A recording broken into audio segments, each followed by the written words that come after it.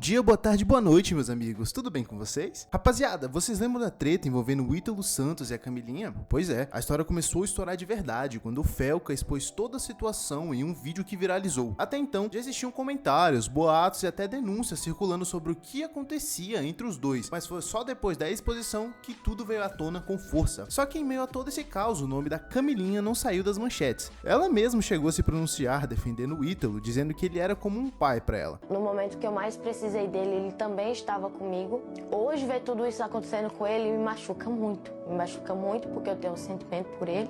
Eu sei da verdade dele, entendeu? Eu sei o que ele foi pra mim, o que ele é pra mim.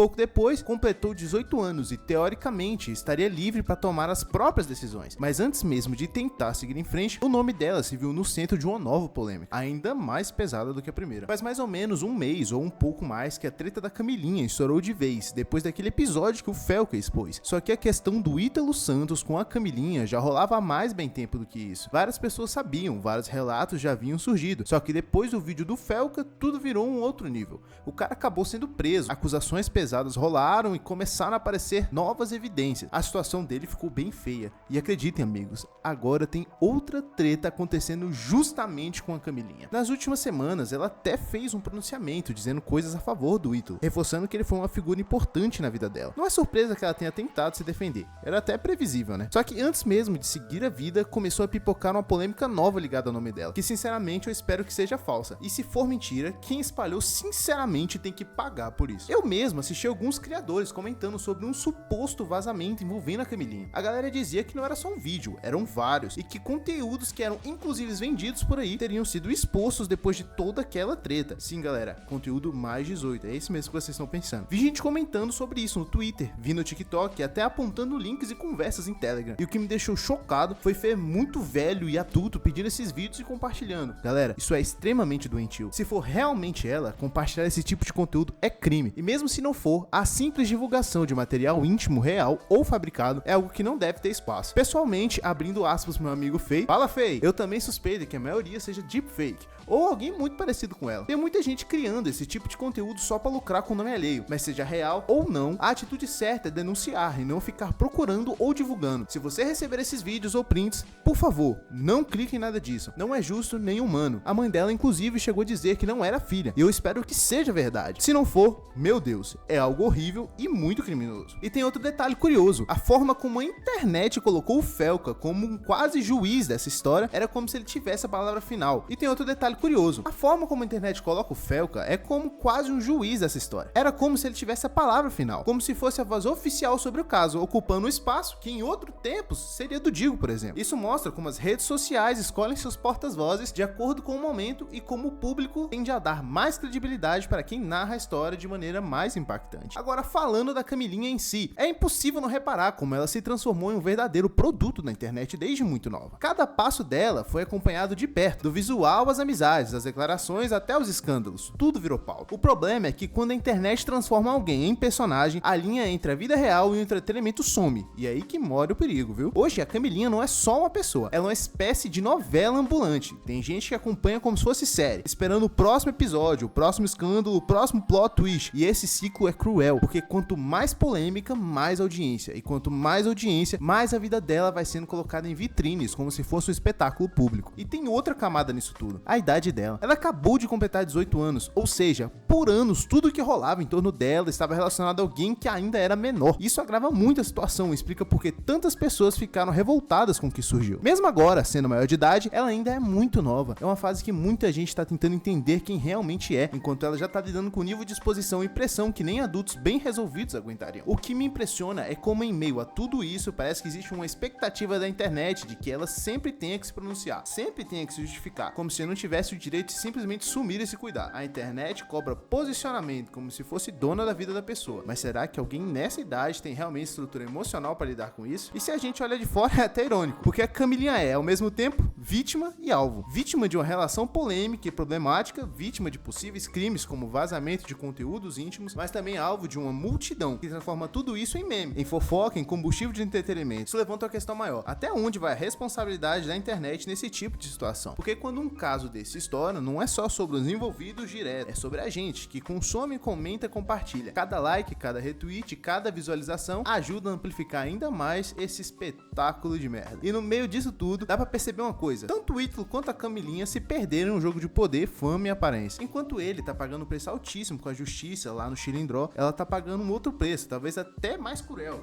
que é carregar a marca pública de ser a Camilinha, a menina explorada pelo Ítalo Santos. No fim das coisas, independente de quem julga, de quem comenta, de quem expõe, a verdade é que existe uma pessoa ali, uma jovem que por erros próprios, ou não, acabou se tornando o centro de uma tempestade que parece não ter fim. Mas afinal, quem nunca foi adolescente? Quem nunca foi burro? Quem nunca brigou? A diferença entre ela e você é que você não é famoso na internet. Enfim, lembrando que eu não sou o dono da verdade absoluta e essa é apenas a minha opinião.